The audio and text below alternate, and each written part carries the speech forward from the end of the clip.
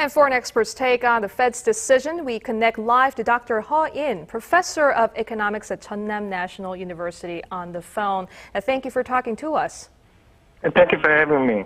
Well, Professor, so what is the impact of a reduction of $10 billion a month to the U.S. bond buying program?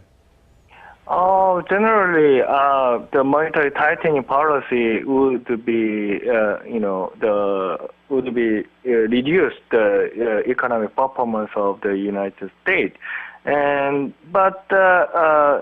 According to today's market reactions, probably many people expected more than $10 billion. So they think they are a little bit relieved about this announcement of the $10 billion of reduction. Right. Professor, is it likely we'll see another reduction the following month? It all depends. According to the Fed forward guidance, they said that their near zero interest rate policy will be continuous and is for a considerably longer time than the previously announced. And Fed already took the baby step towards the reducing the quantitative easing, and it will continue to reduce the amount of the quantitative easing further. But they will monitor the reaction of the financial market and the labor market before taking any other steps.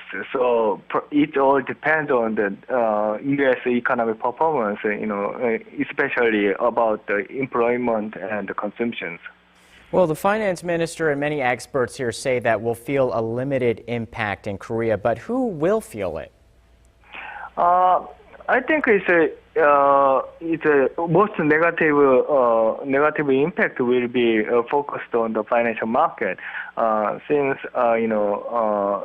in theory, if monetary tightening policy, which may include the quantitative easing tapering, if the monetary tightening policy of the U.S. will be raise the value of the U.S. dollars, and it will increase the U.S. import. And if you look at the other counterparts, such as Korea, developing countries, export will be increasing according to this market reaction.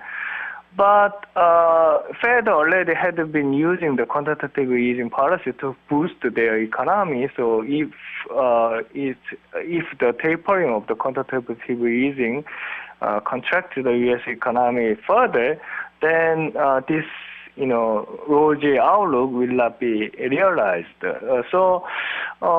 But anyhow, according to the theory, the real economy's output, if you focus on the output, the Korea GDP will not be, it will not be negatively impacted by this end of the quantitative easing. But if you look at the financial market, we expect the foreign capital outflows by this quantitative easing. So if in Korean capital market, we have a very large share of the foreign investment. So if they stop buying Korean stock or Korean bond, it will increase the interest rate, and it will negatively affect the Korean stock prices. I understand that the Korean government has also prepared for this moment. What policies will we see implemented as time goes by? Yeah, as you mentioned already, the Ministry of Strategy and Finance mentioned about monitoring the effect of the quantitative easing tapering. And most serious problem that we can imagine is that a currency crisis like a status, due to the quantitative easing tapering.